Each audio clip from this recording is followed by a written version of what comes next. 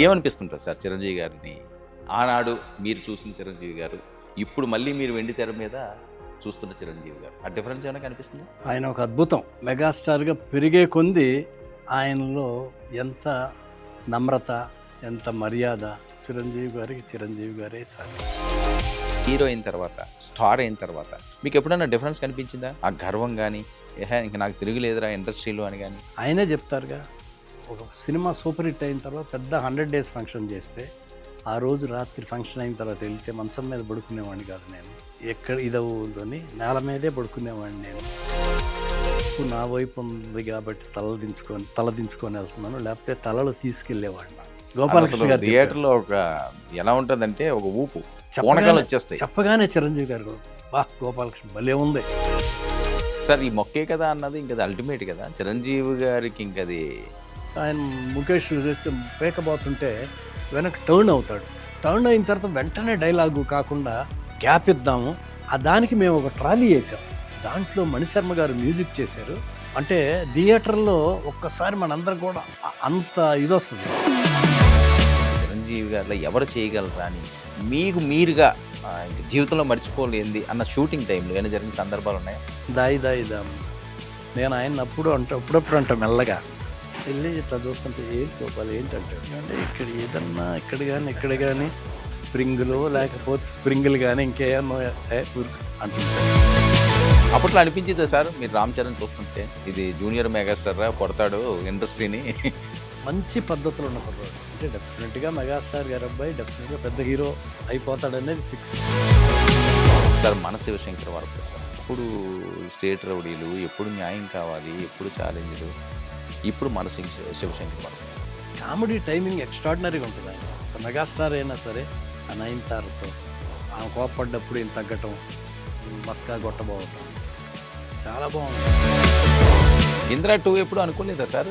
నాతో అశ్విని దత్ గారు అన్నారు, లేదు వర్మ అది ప్లాన్ చేస్తున్నాం అని. చిరంజీవి గారు కూడా, దత్ గారు చిరంజీవి గారు కూడా ఆ రోజు అన్నారు పబ్లిక్గానే. ఓకే, అవును, ఇంద్రా 2 మన యూనిట్తో చేద్దామని. ఆరు డైరెక్టర్ మీరు ఇన్ని సినిమాలు చేసుకోరా చిరంజీవి గారి సబ్జెక్ట్ కోసం మీరు ఆలోచిస్తున్నారు అంటే ఇంక చిరంజీవి గారి గురించి ఇంకేమనుకోవాలో అర్థం కావట్లేదు సార్. దానికి ఒక మంచి రైటర్ ఉండాలి, దాన్ని సెట్ చేయగల ఇది ఉండాలి. ఎందుకంటే నేను రైటర్ని కాదు, రైటర్ని నమ్ముకునేవాడు.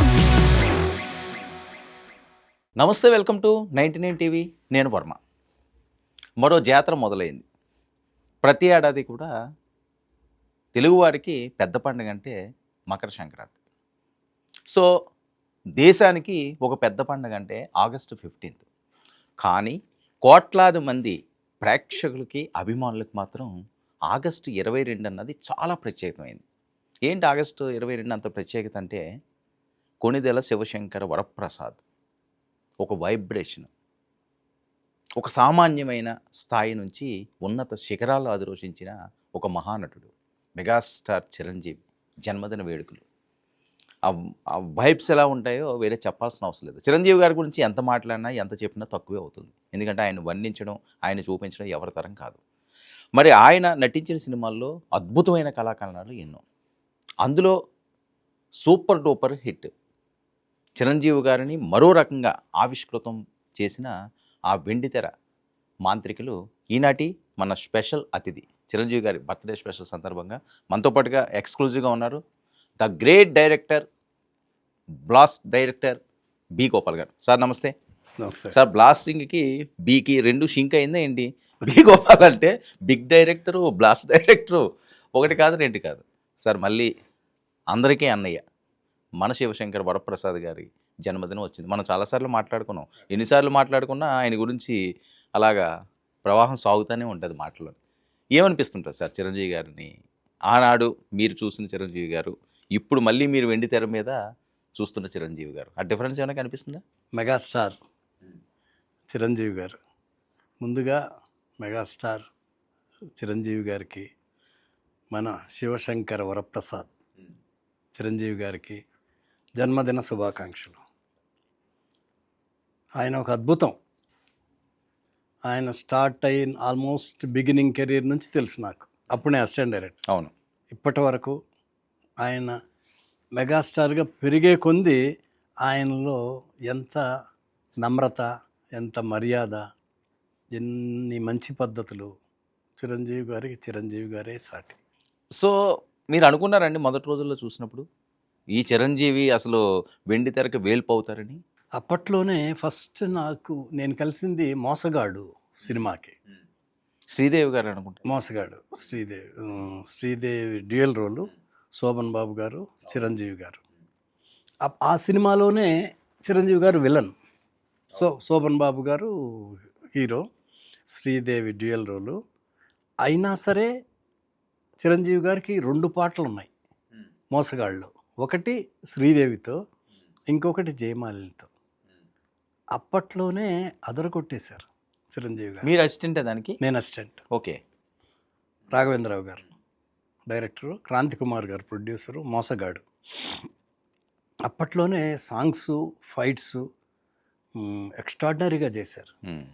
అంటే ఆ డ్యాన్స్ టైమింగ్. సో అప్పటి వరకు ఉన్న ట్రెండ్ ఒకటి కదా, చిరంజీవి గారు ఎంటర్ అయిన తర్వాత ఆయన స్పీడ్ అన్నది ఇంకా అది ఎక్కడికో తీసుకెళ్ళిపోయింది. అవును. అప్పట్లోనే విలన్ అందుట్లో మోసగాళ్ళు. అయినా సరే ఆ సాంగ్స్ పెట్టడం ఆయనకి, రాఘవేంద్రరావు గారు ఆయన చెయ్యటం, ఆయన బాడీ, ఆ రిథము, స్టైల్స్, ఫైట్లో కానీ సాంగ్స్లో కానీ చాలా బ్రహ్మాండంగా చేశారు. అప్పట్లోనే రాఘవేంద్రరావు గారు, శోభన్ బాబు గారు ఎంత పొగిడారో. అవునా? శోభన్ బాబు గారు కూడా చెప్పారు. చిరంజీవి అంటారు కదా ఆయన్ని, శోభన్ బాబు గారు చిన్నోడు ఆయన కంటే. ఎక్స్ట్రాడినరీగా చేసావు చిరంజీవి, బ్రహ్మాండమైన ఫ్యూచర్ ఉంది నీకు. వాళ్ళకి తెలిసిపోతుంటుంది కదా. శోభన్ బాబు గారు చెప్పేశారు అదే చిరంజీవి గారికి. నేను చెప్పేది ఆల్మోస్ట్ 70s ఎండ్లో, 78, 79 ఆ టైంలో. ఎంత మెచ్చుకున్నారో శోభన్ బాబు గారు. సుమారు ఒక 50 సంవత్సరాల క్రితం. అంత నచ్చినాయి ఆయన చేసిన సాంగ్స్ చూశారు. ఫైట్ చేసేటప్పుడు వాళ్ళిద్దరికే ఫైట్, నైట్ ఎఫెక్ట్, వాహిని స్టూడియోలో శోభన్ బాబు గారికి, చిరంజీవి గారికి. అది ఫైట్ చేసినప్పుడు ఆ టైమింగు, ఆ బాడీ మూమెంటు కనిపెట్టేస్తారు కదా శోభన్ బాబు గారు కూడా. అంతా మెచ్చుకున్నారు. అక్కడ నుంచి సార్ మీరు ఆయనతో ఎన్ని అసిస్టెంట్ డైరెక్టర్గా చేశారండి సినిమాలు? చిరంజీవి గారితో మోసగాడు, తిరుగులేని మనిషి. ఓకే, రెండు అసిస్టెంట్గా. ఓకే. అందుట్లో కూడా విలను, ఇందుట్లో కూడా విలను. అప్పుడు అనుకున్నారా ఈయన హీరో అయితే బాగుండు, హీరో అవుతాడేమో అని అనుకున్నారండి? అంటే ఎందుకంటే ఒక కమెడియన్గా ఏమైనా ఫస్ట్లో క్యారెక్టర్లు వచ్చినాయి అంటే అలాగే చూస్తుంటారు, లేకపోతే ఒక మదర్ క్యారెక్టర్ ఇలా ఉంటే అలాగే జర్నీ జరుగుతుంటుంది. విలన్స్ కూడా ఆల్మోస్ట్ అలాగే వెళ్తుంటుంది. కానీ చిరంజీవి గారిలోని ఆ చేంజింగ్, ఆ విలన్ నుంచి హీరోకి రావడం, అది ఏంటంటారు ఆ ట్రాన్స్ఫర్మేషన్? తిరుగులేని మనిషిలో విలను, తర్వాత అదే బిగినింగ్ ప్రాణం ఖరీదు అన్నీ చేసుకొని న్యాయం కావాలి.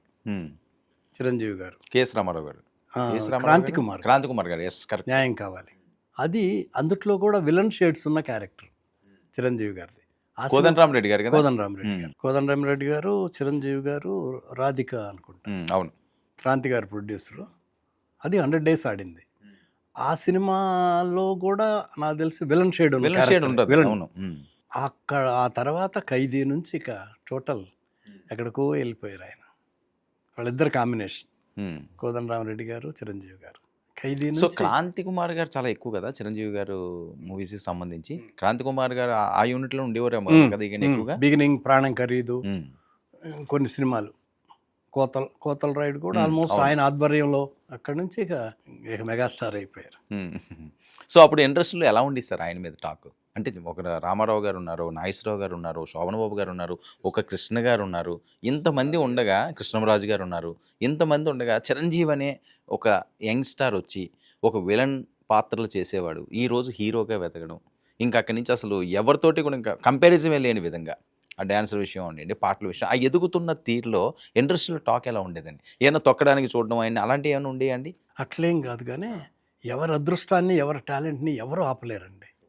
ప్రతి ప్రొడ్యూసర్కి ప్రతి టాలెంట్ ఉన్న ఎక్స్ట్రాడినరీ ఆర్టిస్టు కావాలని ప్రతి వాళ్ళు కోరుకుంటారు. ప్రొడ్యూసర్ అందుట్లో కొంతమందికి చేయగలుగుతారు, కొంతమందికి చేయలేరు, అందరికీ చేయలేరు కదా, లిమిటెడ్గా చేస్తుంటారు. ఆయన ఆ న్యాయం బిగినింగ్ నుంచే, ప్రాణం ఖరీదు, కొన్ని సినిమాల నుంచే ఆయనలో ఇతరులు మంచి స్పార్క్ ఉంది అనేది ప్రతి వాళ్ళు మెల్లమెల్లగా గమనిస్తూనే ఉన్నారు. అట్లా అదేది న్యాయం కావాలి అక్కడి నుంచి కూడా బ్రహ్మాండంగా చేస్తున్నాడే అని ఇండస్ట్రీలో టాక్ ఉంది. సినిమా చూసి అందరూ మాట్లాడుకుంటారు కదా. అవును, అప్పుడు వీళ్ళ సినిమాలు కూడా తగ్గడం స్లోగా కదా. చిరంజీవి గారు వచ్చే టైంకి అంత స్పీడ్గా లేదేమో. రామారావు గారు రాజకీయాల్లోకి వెళ్ళడం, అలాగే కృష్ణ గారు కూడా కొద్దిగా పొలిటికల్ టచ్ అప్పటికి ఉండడం. ఇంకా వెళ్ళారా 83 83 ఖైదీ. ఆ, రామారావు గారు పాలిటిక్స్లోకి వచ్చింది 83. 83. అది అంటే అంత 1 year ముందన్నా అంతా ఈ టాక్స్ పొలిటికల్ ఇదంతా ఉంటుంది కదా, గ్రౌండ్ వర్క్ అది. అవును. సో కృష్ణ గారు కూడా అది కాంగ్రెస్ వైపు షేడ్ అవడం, సో వాళ్ళ సినిమాలు తగ్గడం, ఒకసారి వెళ్ళడం అంటే అదొక అదృష్టం వచ్చుకోవచ్చు. ఆ టైం అన్నది చిరంజీవి గారి కోసం చిరంజీవి గారిని ఇండస్ట్రీ బాగా సినిమాలు చూస్తారు కాబట్టి బాగా మెచ్చుకోవటం మొదలైపోయింది. అట్లా బాగా అప్రిషియేట్ చేయటం. ఇక అంటే కొంతమంది అయితే స్టన్నింగ్ ఆయన ఫైట్లకి, ఆయన డ్యాన్స్ మూమెంట్లకి, వీటికి అబ్బా ఎక్స్ట్రాడినరీగా చేస్తున్నారే. ఇక వరుస హిట్లు. దాంతో ఇండస్ట్రీ కూడా బ్రహ్మాండంగా ఆయన్ని వెల్కమ్ చెప్పి చేయగలిగిన వాళ్ళకి చేశారు. అట్లా ఒక పర్మనెంట్ బ్యానర్లు కూడా కొన్ని ఏర్పాటు చేసుకున్నారు. అవును, క్రియేటివ్ కమర్షియల్స్ కూడా కేఎస్ రామారావు గారు, కేఎస్ రామారావు, రాఘవేంద్ర ప్రసాద్, వైజయంతి మూవీస్, రాఘవేంద్ర, పెద్ద పెద్ద డైరెక్టర్లు కూడా ఇక ఆయన ఎదిగే కొంది పెద్ద డైరెక్టర్లు కూడా వస్తుంటారు కదా. రాఘవేంద్రరావు గారు, కోదండరామరెడ్డి గారు, వాళ్ళిద్దరు బిగిని నుంచి రాఘవేంద్రరావు గారు, అందరూ వరుసగా. రాఘవేంద్రరావు గారి డైరెక్షన్ మీకంటే ఎంత అండి, ఒక 2-3 years ముందు ఉంటుందా, చాలా ఎక్కువ? నాకు గురువు గారు ఆయన. రాఘవేంద్రరావు గారి దగ్గర నేను 10 years అసిస్టెంట్గా పనిచేశాను. కోదండరామరెడ్డి గారు, కోదండరామరెడ్డి గారు కూడా ఆయన దగ్గర 3 సినిమాలు పనిచేశారు. ఓకే, రాఘవేంద్రరావు గారి దగ్గర. ముందు డైరెక్టర్ కోదండరామరెడ్డి గారు. కోదండరామరెడ్డి గారు ఆయనకి మీకు ఎంత గ్యాప్ ఉన్నా సార్? నాకంటే ముందు ఒక 6-7 ఏళ్ళు ముందే డైరెక్టర్ అయ్యారు. సో ఆయన దగ్గర మీరు వర్క్ చేయడం అది ఏం లేదు కదా? రాఘవేంద్రరావు గారు ఫస్ట్ పిసి రెడ్డి గారు, తర్వాత 10 years రాఘవేంద్రరావు గారు. ఓకే, నా ఒక అసిస్టెంట్ డైరెక్టర్గానే నా లైఫ్ టర్న్ అయిపోయి నాకు ఒక లక్ అనేది నేను ఇండస్ట్రీలో ఉండటానికి కారణం రాఘవేంద్రరావు గారు. పెద్ద ఆయన అడవి రాముడు సినిమాకి ఆయన దగ్గర చేరటం, అది ఆయన సూపర్ హిట్ ఆ సినిమా అవటం, వరుసగా సినిమాలు చెప్పేవాళ్ళు కంటిన్యూస్గా ఆయన దగ్గరే. ఓకే, 10 years నేను. సో చిరంజీవి గారిని విలన్గా చూడడం, లేకపోతే ఆయనతో అసిస్టెంట్ డైరెక్ట్గా ఉన్నప్పుడు ఆయన బాడీ లాంగ్వేజ్ కానీ, ఆయన బిహేవియర్ కానీ, ఆయన ఎవరికైనా ఇచ్చే మర్యాదలు ఉన్నాయండి, లేదా వేరే అంశాలు ఉన్నాయి, వాట్ ఎవర్ ఇట్. ఆ తర్వాత హీరో అయిన తర్వాత, స్టార్ అయిన తర్వాత మీరు చాలాసార్లు చూస్తుంటారు, గమనించుంటారు. మీకు ఎప్పుడైనా డిఫరెన్స్ కనిపించిందా? ఆ గర్వం కానీ, ఇంక నాకు తిరుగులేదురా ఇండస్ట్రీలో అని కానీ? అది ఎప్పుడూ లేదు ఆయనలో. ఆయనే చెప్తారుగా, ఒక సినిమా సూపర్ హిట్ అయిన తర్వాత పెద్ద 100 days ఫంక్షన్ చేస్తే ఆ 100 days ఫంక్షన్లో పెద్ద ఫంక్షన్లు చేసేవాళ్ళు. అవును, వచ్చిన ఆడియన్స్ వాళ్ళని చూసి ఆ రోజు రాత్రి ఫంక్షన్ అయిన తర్వాత వెళ్తే మంచం మీద పడుకునేవాడిని కాదు నేను. నాకు ఎక్కడ ఇదవుతుందని నేల మీదే పడుకునేవాడిని నేను. అంత పాజిటివ్గా ఆలోచించే మంచి మనిషి చిరంజీవి గారు. ఆయనే చెప్తారు, స్టేజ్ మీద చెప్పారు, ఆ రోజు చాప్ మీద పడుకున్నాను. సో ఇన్ని క్వాలిటీస్ లేకపోతే ఈ స్టేజ్ ఉండదు కదా సార్ ఇండస్ట్రీలోని. ఏదో గర్వం అనేది లేదు, బిహేవియర్ బాగుంటుంది, రిసీవింగ్ బాగుంటుంది, అందరినీ కలుపుకుపోవాలి, అందరితో బాగుండాలి, నేను మెగాస్టార్ని వీళ్ళు అట్లా, అది లేనే లేదు. మామూలు మనిషిలాగా ఉంటారు. యూనిట్ మెంబర్స్, యూనిట్తో కూడా, చిన్న చిన్న వాళ్ళతో, యూనిట్తో కూడా, ఇండస్ట్రీ వాళ్ళు కూడా కలపాలి, కలిసి ఉండాలి అనేది బిగినింగ్లో బాగా సంవత్సరానికి 2-3 పార్టీలు పెట్టేవాళ్ళు. అట్లా ఆయనతో చేసే ప్రొడ్యూసర్లు, చెయ్యని ప్రొడ్యూసర్లు, టెక్నీషియన్స్ అందరినీ పిలిచి అందరినీ చాలా బాగా రిసీవ్ చేసుకొని అందరికీ మంచి మర్యాదలు చేసి భోజనాలు అట్లా చేసేవాళ్ళు. ఆయనే అరేంజ్ చేసేవాళ్ళు. ఆయన అరవింద్ గారు వాళ్ళు అక్కడ చెన్నైలో హనీ హౌస్ ఉండేది ఆయనది అక్కడ. సార్ చెన్నైలో ఉన్నప్పుడు మీరు చాలా దగ్గరగా ఉండేవారా చిరంజీవి గారిని? రెగ్యులర్గా మాట్లాడడం, ఈ సినిమా డిస్కషన్లు వచ్చేవా సార్? ఆయన ఏమన్నా ఆయన వ్యక్తిత్వం కోసం, లేకపోతే మన ఇండస్ట్రీ ఇక్కడికి వెళ్ళాలని అప్పుడు చిరంజీవి గారు అనుకున్నారా? అంటే నాగేశ్వరరావు గారు ఇండస్ట్రీని ఇక్కడికి మూవ్ చేద్దాం అని అనుకున్నారన్నది బీజం పోసిందని ఆయన అన్నారు. చిరంజీవి గారు కూడా ఇంట్రెస్ట్ ఉండేదా అండి మనం రాష్ట్రానికి వెళ్దామని? ఆయన కూడా ఇండస్ట్రీతో పాటే కదా. ఫస్ట్ నాగేశ్వరరావు గారు అనుకున్నారు, ఇక్కడ షిఫ్ట్ అయిపోయింది. ఇక ఒక స్టేజ్ వచ్చిన తర్వాత తెలిసిపోయింది, ఇక తప్పదు, ఇండస్ట్రీ మొత్తం మెల్లమెల్లగా షిఫ్ట్ అవుతుంది అని. దాంతోపాటు హీరోలు, ప్రొడ్యూసర్లు, టెక్నీషియన్లు అందరూ ప్రిపేర్ అయిపోయారు. అట్లాగే మెగాస్టార్ గారు. సో ఆ పంచువాలిటీ అప్పుడు అలాగే ఉందండి. అంటే ఇప్పుడు చిరంజీవి గారిని ఎవరిని కదిపినా సరే ఆయన టైం అంటే అక్కడికి వచ్చి మేకప్తో కూర్చుంటారు. నువ్వు షార్ట్ తీసుకోపో మాకు అవసరం లేదు అంటారు. అప్పుడు అలాగే ఉండేవారా? మేము స్టేట్ రౌడీ షూటింగ్ చేస్తున్నాం. స్టేట్ రౌడీ అంటే 88 సుబ్రహ్మరెడ్డి గారు, సుబ్రహ్మరెడ్డి శశిభూషణ్ గారు ఉమ్. స్టేట్ రౌడీ షూటింగ్ చేస్తుంటే నెక్స్ట్ డే ప్రోగ్రామ్ అడిగితే 7 o'clock అన్నాం. గిండి ఇంజనీరింగ్ కాలేజీలో పోలీస్ ఆఫీసర్ డ్రెస్సు 7 అంటే మేము 6 ముందే వెళ్ళిపోతాం. వెళ్ళిపోయి ఆయన కరెక్ట్గా 6:55కి కారు వచ్చి దిగి కుర్చీలో కూర్చున్నారు. ఆయనతో పాటు అరవింద్ గారు కూడా వచ్చారు. కరెక్ట్గా ఆయన వచ్చి కూర్చున్నారు. మా కుర్రోళ్ళు వెళ్ళి షార్ట్ రెడీ అన్నారు. టైం చూస్తే కరెక్ట్గా 7. షార్ట్ తీసాం 7కి. అంత పంక్చువల్గా ఉంటాడు ఆయన. కరెక్ట్ టైం అంటే టైం. అవుట్డోర్లో కూడా 7 అంటే మనం లేట్ అయితే మనం ఇదేవాళ్ళు తప్పితే ఆయన 7 అంటే కరెక్ట్గా 10 నిమిషాల ముందే మేకప్ వేసుకోవాలి, డ్రెస్ వేసుకోవాలి, అంతా సెట్ చేసుకొని రావటం అంటే అంత ముందు లేవాలి. సార్ అప్పట్లో చాలా కాల్ షీట్లు ఇవ్వాల్సి వచ్చేదేమో కదా ఈయన. చాలా సినిమాలు ఉండేవి కదా, ఎలా మేనేజ్ చేసేవారు సార్? అప్పట్లో నాకు తెలిసి 8-10 సినిమాలు కూడా ఎలా మేనేజ్ చేసేవారండి? అంటే ఇన్ని అంటే మ్యాక్సిమం 40-50 డేస్ కంటే అయ్యేది కాదు. యాక్షను, ఫైట్లు, సాంగులు అన్నీ ఉన్నా కానీ త్వరగానే అయిపోయాయి. అంటే ఒక డే కాల్ షీట్ అంటే అప్పట్లో చిరంజీవి గారు ఎన్ని అవర్స్ ఇచ్చేవారు? 7 అంటే 7కి వచ్చేవాళ్ళు. 6కి మామూలుగా ఓకే. ఒక డే అంతా ఒక హాఫ్ డే ఇక్కడ, హాఫ్ డే అక్కడ, అలా కాదు. ఆ కల్చర్ మనకు బాగా తక్కువ. ఎప్పుడన్నా అడ్జస్ట్మెంటు లేదంటే ఫినిషింగ్ సినిమాలు ఉన్నాయి. మార్నింగ్ 7 to 10 అక్కడికి వెళ్ళి వాళ్ళది కంప్లీట్ చేసి నెక్స్ట్ రెగ్యులర్గా ఫుల్ డే వేరే షూటింగ్కి, అలా తప్పితే ఇదొక హాఫ్ డే అదొక హాఫ్ డే అది పరిగెత్తడం అట్లా ఉండదు. మళ్ళా తపన, క్వాలిటీ అన్నీ ఉండేది. ఏ చేసేద్దాం అట్లా ఉండదు. సిన్సియర్గానే పర్ఫెక్ట్గానే. సార్ ఆ ప్రిపరేషన్ ఏమైనా ఉండేదా ముందుగా ఆయనకి? ఆ సీన్కి సంబంధించి ఒక సినిమాలో ఒక సీన్ ఉంటుంది, ఒక సినిమాలో ఒక సాంగ్ ఉంటుంది, లేకపోతే వేరే సినిమాలో వేరే ఫైట్ ఉంటుంది. సో ఇవన్నీ కూడా కలిపి చేస్తుండే. 7 సినిమాలు అంటే చిన్న విషయం కాదు కదా. సో మరి ఏ సినిమాకి ఆ సినిమా ఏ రకంగా యాక్ట్ చేయాలి, లేకపోతే ఆ స్క్రిప్ట్ ఏంటి, ఆ ప్రిపరేషన్ ఏంటి, అలాగే ఏమైనా ఉండేది ఆయన గ్రౌండ్ వర్క్? అంటే ముందే సబ్జెక్ట్ అయిపోయి ఉంటుంది. ఏ సినిమాకి ఆ సినిమా సబ్జెక్ట్ వింటారు. అంటే ఆ రోజు షూటింగ్లో ఆ షార్ట్స్ అట్లా ప్రిపరేషన్ అదేం ఉండదు. ఎందుకంటే క్యారెక్టర్ వాళ్ళకి తెలిసిపోద్ది. రాగానే కో డైరెక్టర్ వెళ్ళి ఆ రోజు సీను, ఆ రోజు ఏంటి వర్క్ అవన్నీ ఎక్స్ప్లెయిన్ చేస్తారు. అవతల సినిమా కూడా ఆ కో డైరెక్టర్ వచ్చి చెప్తారు. చెప్పగానే ఇమీడియట్గా పట్టేస్తారు, గ్రాస్ప్ చేస్తారు. సార్ మీరు ఎప్పుడన్నా ఆయన సినిమాలు తీసినప్పుడు ఇబ్బంది పడ్డం కానీ, లేకపోతే ఆయన ఎప్పుడన్నా ఇబ్బంది పడ్డం కానీ, ఆ సిచ్యువేషన్ ఏమైనా జరిగిందా షూటింగ్లో? ఏమైనా చిన్నవి ఆ షూటింగ్లు జరుగుతున్నప్పుడు ఆయన ఇబ్బంది పడిన సంఘటన కానీ, లేకపోతే మీరు ఇబ్బంది పడిన సంఘటన కానీ, అలాంటివి ఏమైనా ఉన్నదా మీ ఎంటైర్ కెరీర్లో మీ ఆయనతో పాటు చేసిన షూటింగ్లో? అంటే దెబ్బ తగిలింది ఆయనకు ఒకసారి మా షూటింగ్లో. అదేనా మీరు అనేది? జనరల్గా అసలు అదేం ఎప్పుడు చాలా పాజిటివ్గాను చాలా కోఆపరేటివ్గా ఉంటారు. ఏది ఉన్నా కానీ సాల్వ్ చేస్తారు తప్పితే ఆయన ఇన్వాల్వ్ అవుతారు. దాన్ని ఇష్యూ లాగా కాంప్లికేట్ అది ఎప్పుడూ లేనే లేదు. అట్లాంటివి రావు అసలు. ఎక్కడన్నా ఉన్నా కానీ ఇమ్మీడియట్గా అసలు ఏమి చిన్న మిస్అండర్స్టాండింగ్, చిన్న క్లాషు అట్లాంటిది నేను కోపపడడం, అలగడం అది లేనే లేదు. ఆయన ఎంత పేషెన్సీ ఉంటారంటే సెట్లో కూడా కొంతమంది ఆర్టిస్టులు కొంచెం అర్జెంటుగా పంపించాల్సి వచ్చినా కానీ గోపాల్ పర్లే వాళ్ళు చేసేసాయి అని చెప్పి అంత ఓపికగా కూర్చుంటాడు. అంత స్టార్ అయినప్పుడు కూడా, అంత మెగా స్టార్ అయ్యిండు కూడా వాళ్ళ షాట్ ముందు ఇటువంటి నా షాట్ ఏంటి అట్లా ఉండదు. ఆయనే అర్థం చేసుకొని తెలిసిపోద్దిగా ఆయన సిచ్యుయేషను. ప్రొడ్యూసరు మేము ఎవరో అని చెప్తాం. చెప్పినప్పుడు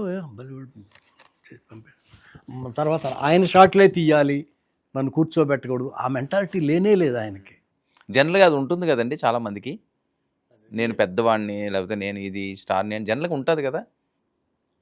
ఆయన అసలు ఎప్పుడు లేదు అసలు చిరంజీవి గారు. తర్వాత ఆర్డర్లో తీసినా కానీ ఆర్డర్లో తీసేటప్పుడు ఒక్కోసారి ఈయన కూర్చోబెట్టాల్సి వస్తుంది. అయినా సరే నువ్వేం టెన్షన్ వద్దు, నువ్వు ఎలా అనుకుంటున్నావు అలా తీ అంటారు తప్పితే నా షాట్లే ముందుది, నా వర్క్ కంప్లీట్ చేసి పంపి అది ఉండదు. ప్రతిరోజు 6 వరకు ఇంకా కాల్ షీట్ 7 to 6 అవసరం అయితే ఆయన 10, 2 ఎంతసేపు అయిన చేస్తారు. మిడ్ నైట్ కూడా ఇంకా కంటిన్యూ చేస్తారట కదా ఆయన? చేస్తారు. సో మళ్ళీ మార్నింగ్ నార్మల్ మళ్ళీ 7 అంటే 7కి వచ్చేస్తారు. ఎలా సార్ ఎలా సాధ్యం అవుతుంది సార్ అది? ఆయన వర్క్ అంటే ఆ వర్క్ ఉంటే అంత ఆనందంగా ఉంటాడు, అంత ఎనర్జీ వస్తుంది ఆయనకి. రిలాక్స్ అవ్వాలి, లేకపోతే త్వరగా వెళ్ళిపోవాలి అట్లా ఉండదు. సినిమా బ్రహ్మాండంగా రావాలి, సీన్ బాగా రావాలి, సాంగ్ బాగా రావాలి, సినిమా సూపర్ హిట్ అవ్వాలని ఆ యాటిట్యూడ్తోనే ఉంటాడు. ఇన్వాల్వ్ అవుతుంటారండి ఇన్వాల్వ్ అవుతారు సాంగ్స్ విషయంలో కానీ, ఫైట్స్ కానీ, అది కాకపోతే సీన్స్లో కూడా, సబ్జెక్ట్లో కూడా ఇన్వాల్వ్ అవుతారు. మీ ఎక్స్పీరియన్స్ ఏంటి సార్? ఆ ఇన్వాల్వ్ అయింది, మీరు అనుకోలేంది ఆయన అనుకున్నది, అది తెర మీద బాగా పండింది. ఇంద్ర లక్నోలో షూటింగ్ చేస్తున్నాం, షౌకత్ అలీ ఖాన్ ఇంట్లో. వీళ్ళ అల్లుడిని కట్టేసి కొడుతుంటారు. శివాజీ కాదు, వేరే అబ్బాయి. ఓకే, శివాజీ ఏమో పడవ నడిపేవాడు. ఓకే, తప్పు పెద్దోళ్ళ పెంపకంలో తప్పు ఉండొచ్చు, వాడిని కాదు నన్ను శిక్షించండి అంటారు. ఆయన కొట్టిన తర్వాత మామూలుగా అయితే మా స్క్రిప్ట్లో కామ్గా వెళ్ళిపోతుంటారు, ఏం మాట్లాడకుండా, దెబ్బలు తిని.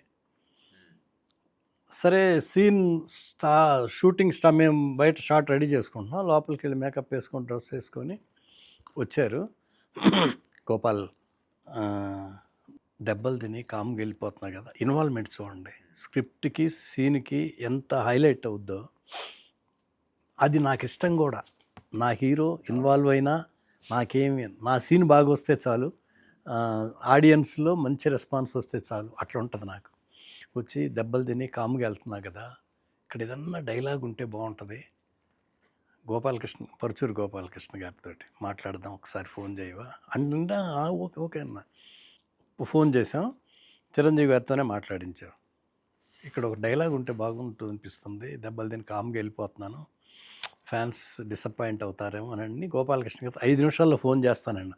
లేదు నేను 5 నిమిషాల్లో చేస్తానని చిరంజీవి గారు మళ్ళీ చేయి గోపాలని చేశా.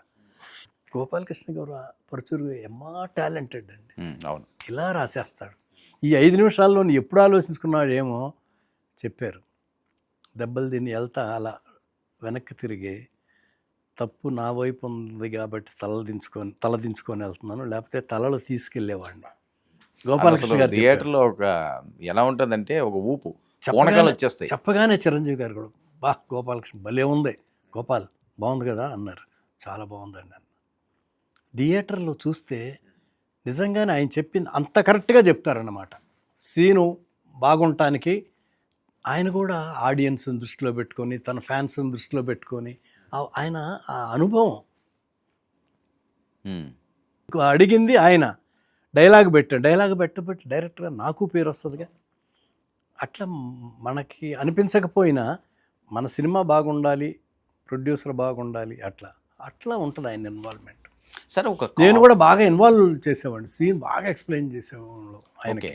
చెప్పి ఆయన ఏం చెప్పినా సీను డెవలప్ అయ్యటానికి ఇంట్రెస్ట్ బాగుంటానికి చెప్తారు. అట్లా చాలా సందర్భాలు ఉన్నాయి. స్టేట్ రోడ్లో కూడా అలాంటి సిచ్యువేషన్లు ఏమైనా ఉన్నాయండి? ఏమైనా చెప్పిన సొంతంగా ఆయన? స్టేట్ రోడ్లో ఉన్నాయి. అంటే బాగా పండిన సీన్. ఇన్స్పెక్టర్గా వచ్చి సత్యనారాయణ గారు నేను సుధాకర్ని ఒకళ్ళతో ఒకళ్ళని కొట్టిస్తారు.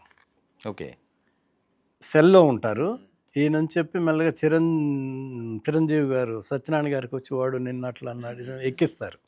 సుధాకర్ ఆయనకు వచ్చి సత్యనారాయణ గారు గ్లేరియస్ థియేటర్లో బాగా కొడతారు. మళ్ళీ యువతలకు వచ్చి సత్యనారాయణ గారు నిన్ను ఇట్లా అన్నాను, ఇతన్ని అట్లాగా అని రెచ్చిపోతాడు సుధాకర్. ఇతను వెళ్ళి మళ్ళీ అంతలాగా ఉన్న సత్యనారాయణ కొడతాడు. అందుట్లో ఆయన ఇన్వాల్వ్మెంట్ అది బాగా. సార్, ఈ మొక్కే కదా అన్నది ఇంకది అల్టిమేట్ కదా చిరంజీవి గారికి, ఇంకది ఇంకెప్పటికీ కూడా మర్చిపోలేదు. అది ముందు నుంచి అనుకున్నదేనండి? అది ముందు నుంచి. అందులో ఏమైనా చిన్న చిన్న చేర్పులు మార్పులు జరిగినాయా? అంటే బాగా ఆయనతో నేను డిస్కస్ చేస్తే ఆయన నాతో డిస్కస్ చేస్తారు. మా ఇద్దరు బాడీ లాంగ్వేజ్ కూడా బాగుంటుంది, చిరంజీవి గారిది నాది కూడా. తిరిగి వెళ్ళిపోతూ ఉంటారు. ఆయన ముఖేష్ వచ్చి పేకబోతుంటే వెనక్కి టర్న్ అవుతాడు. టర్న్ అయిన తర్వాత వెంటనే డైలాగు కాకుండా ఆయన కూడా వెంటనే డైలాగ్ కాకుండా ఆ గ్యాప్ ఇద్దాము అని చెప్పి ఆయన నాకు చెప్పటం, నేను ఆయనకి చెప్పటం. దానికి మేము ఒక ట్రాలీ వేసాం. ఆ ట్రాలీని స్పీడ్ ఫ్రేమ్స్ పెడతాం. దాంట్లో మణిశర్మ గారు మ్యూజిక్ చేశారు. అంటే థియేటర్లో ఒక్కసారి మనందరం కూడా అవును. అంత ఇది వస్తుంది. సీన్ని అలా ఎలివేట్ చేసాడు మణిశర్మ గారు తన మ్యూజిక్తో. అప్పుడు చెప్తారు డైలాగ్, మొక్కే కదా పేకాలను చూస్తే పేక కోస్తా. ఆయన వెళ్తా ఇతను పేకబోయి ఆయన వెనక్కి తిరిగి డైలాగ్ చెప్తే మళ్ళీ ఆ రీ రికార్డింగ్కి స్కోప్ ఉండదు. అవును. డైలాగ్ ఉంది, ఆ చిన్న చిన్న ఆయన కూడా అట్లా కానీ ఉంటే కెమెరాను భలే క్యాచ్ చేస్తారట కదండి ఆయన, ఎక్స్ప్రెషన్ కానీ అది కానీ అసలు ఎక్కడుంది కెమెరా దానికి ఏ రకంగా మన ఆయనలో స్టైల్ కూడా బిగినింగ్ నుంచి నేను అబ్జర్వ్ చేసేవాడిని. ఆయన సినిమా అసిస్టెంట్ డైరెక్టర్ నుంచే డ్యాన్స్ మూమెంట్లో కూడా బిగినింగ్ నుంచి ఆయనకు ఒక అలవాటు ఉంది.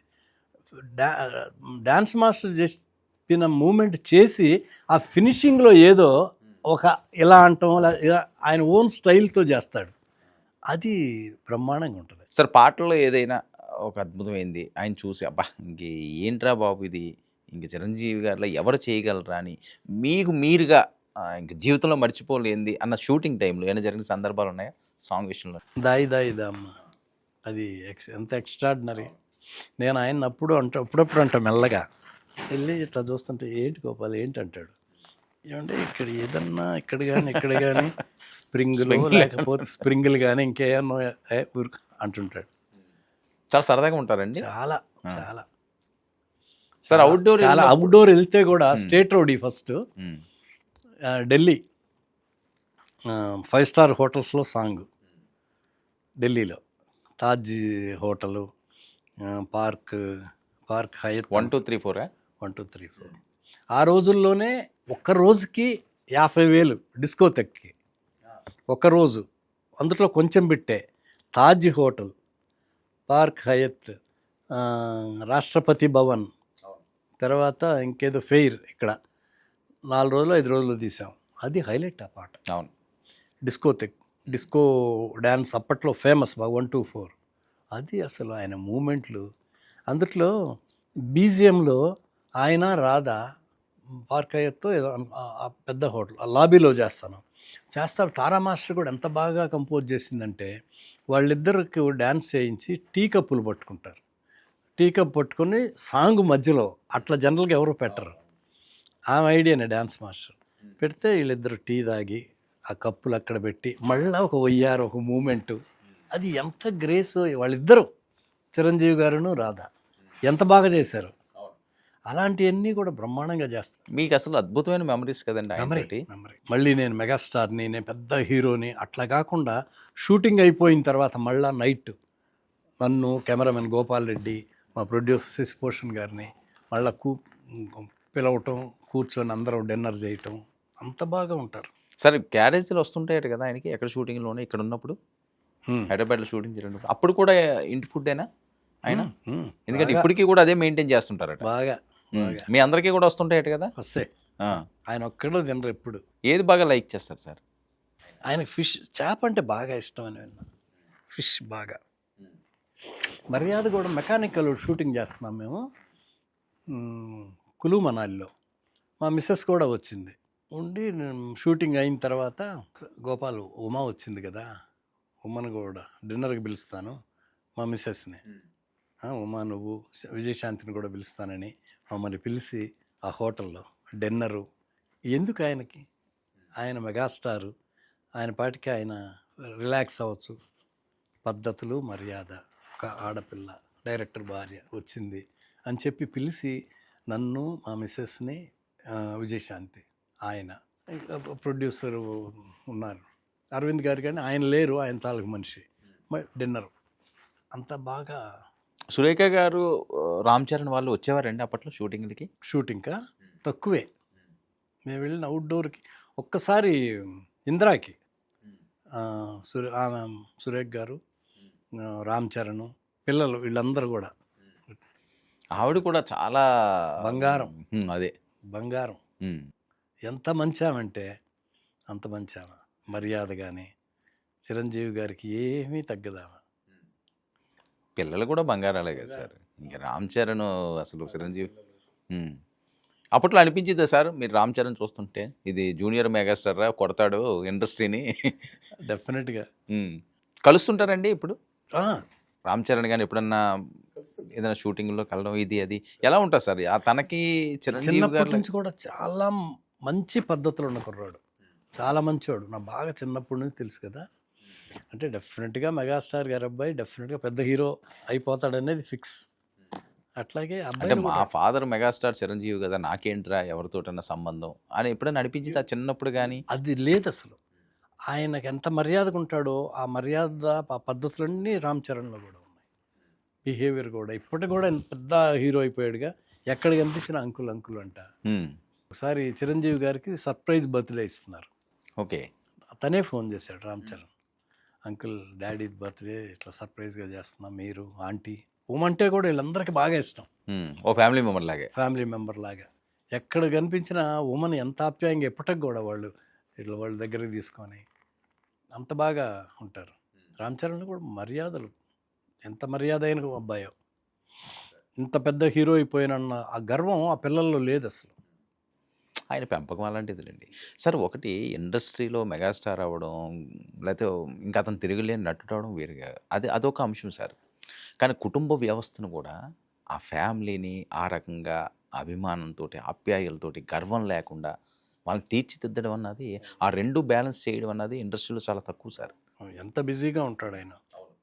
అంటే చిన్నప్పుడు వాళ్ళతో గడిపే ఉంటారేమో ఆయన పెద్దగా, అయినప్పటికీ కూడా వాళ్ళు ఎక్కడ కూడా క్రమశిక్షణ తప్పలేదు. మీరు అబ్జర్వ్ చేస్తే చిరంజీవి గారి విషయంలో కాదంటారా? చాలా కరెక్ట్గా చెప్పారు, చాలా కరెక్ట్. సార్ మన శివశంకర్ వరప్రసాద్ ఎప్పుడు స్టేట్ రౌడీలు, ఎప్పుడు న్యాయం కావాలి, ఎప్పుడు ఛాలెంజ్లు, ఇప్పుడు మన శివశంకర్ వరప్రసాద్ ఏంటండి అసలు ఆయన ఏమనిపించింది సార్ యాజ్ ఎ డైరెక్టర్గా?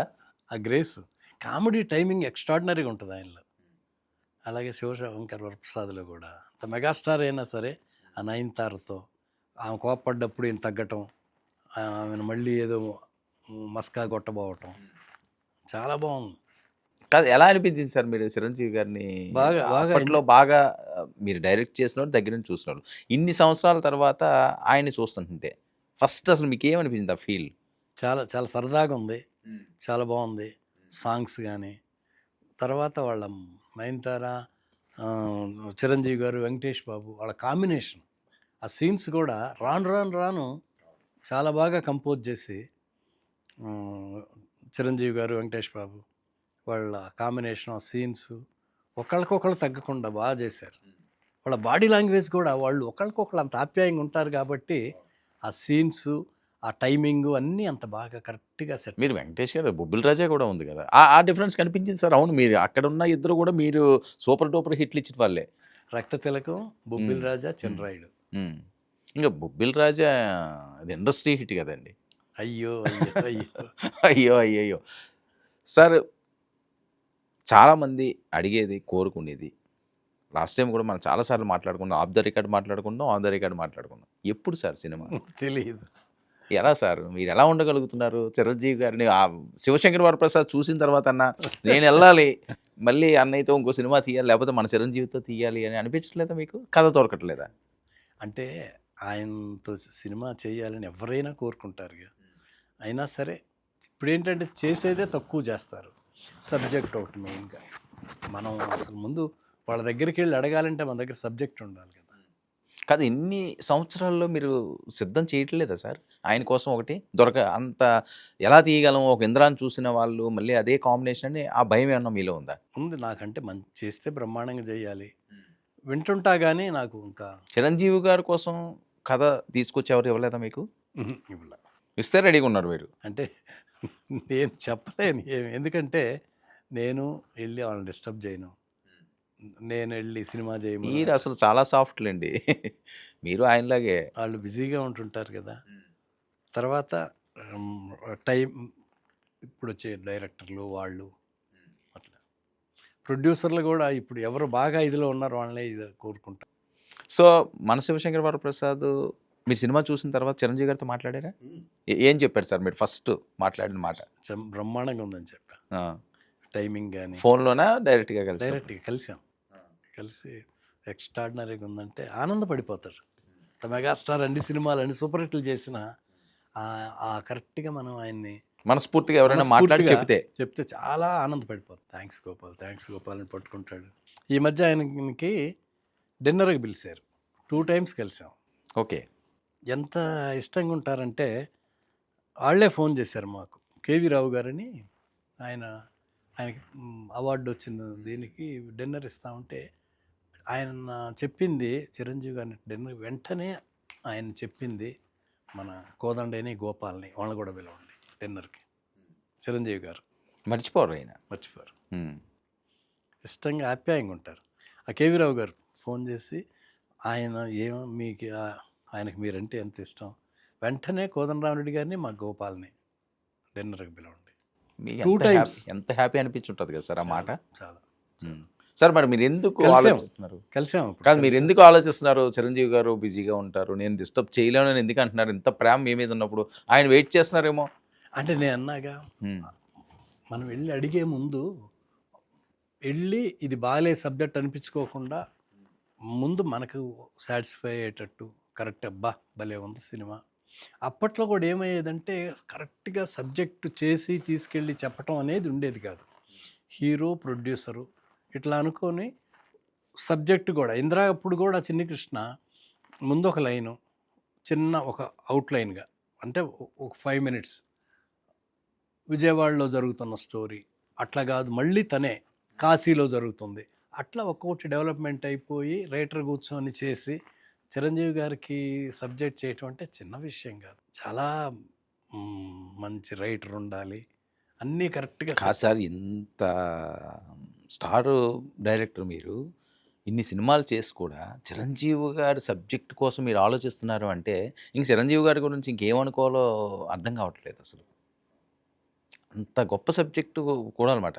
ఏదో చాలా చేసేది మనం డెఫినెట్గా పక్కా కమర్షియల్ సినిమానే, మనమేమో ఏదేదో తీసుకొచ్చి కొత్తగా ఉండదు, చేసేది కమర్షియల్ సినిమానే.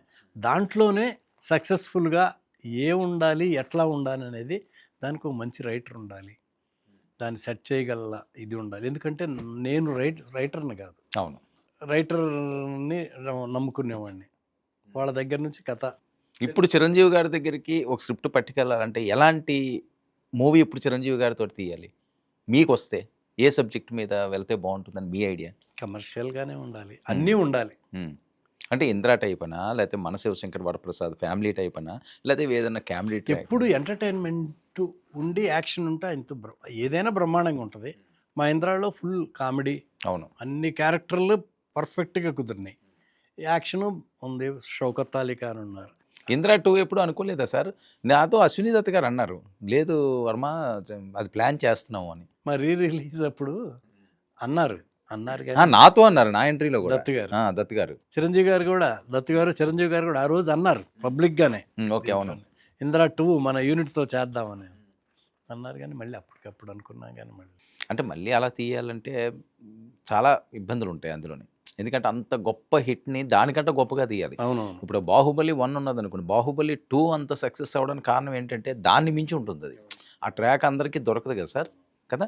సో మీరైతే ప్రయత్నం చేస్తున్నారు, అవకాశం అయితే ఉంది, లేదని మాత్రం అనకండి, అభిమానులు ఊరుకోరు. ఒక్క మాట చెప్పండి, మంచి మాట, ఖచ్చితంగా మంచి స్క్రిప్ట్ దొరికితే ఇంకోటి సిద్ధం చేస్తాను వెపనని. మాకు తెలిసింది అదే, అది తప్ప ఇంకేమీ తెలియదు. సినిమా మంచి స్క్రిప్ట్ చేసుకుంటే చేయటానికి కూడా నాకు ఇష్టం. సార్, మీకు ఇష్టమైన మీ అభిమానమైన హీరో మెగాస్టార్ చిరంజీవి గారి జన్మదిన శుభాకాంక్షలు మీ నోటి నుంచి మరొకసారి మా ప్రేక్షకులకి. మెగాస్టార్ చిరంజీవి గారికి మంచి మనిషి, నాకు బాగా ఇష్టమైన హీరో మెగాస్టార్ చిరంజీవి గారు, మా ఇంద్రుడు, ఆయనకి జన్మదిన శుభాకాంక్షలు. హ్యాపీ బర్త్డే అన్న, మీరెప్పుడు ఎక్స్ట్రాడినరీగా ఉండాలి, బ్రహ్మాండంగా ఉండాలి, ఇంకా చాలా సూపర్ హిట్ సినిమాలు చాలా చేయాలని కోరుకుంటున్నాను. All the best, God bless you. ఆ సూపర్ హిట్ సినిమాలు మరొకటి మీ నుంచి కూడా రావాలని మేము మనస్ఫూర్తిగా కోరుకుంటున్నాం. థ్యాంక్ యూ సో మచ్ అండి బి గోపాల్ గారు, మీ విలువైన సమయాన్ని కేటాయించినందుకు. ఇది స్టార్ డైరెక్టర్ బి గోపాల్ గారితో చిరంజీవి గారి పుట్టినరోజు సందర్భంగా ప్రత్యేక ఇంటర్వ్యూ. మరొక ఇంటర్వ్యూలో మరో అతిథి కలుద్దాం. Stay tune to 99 news.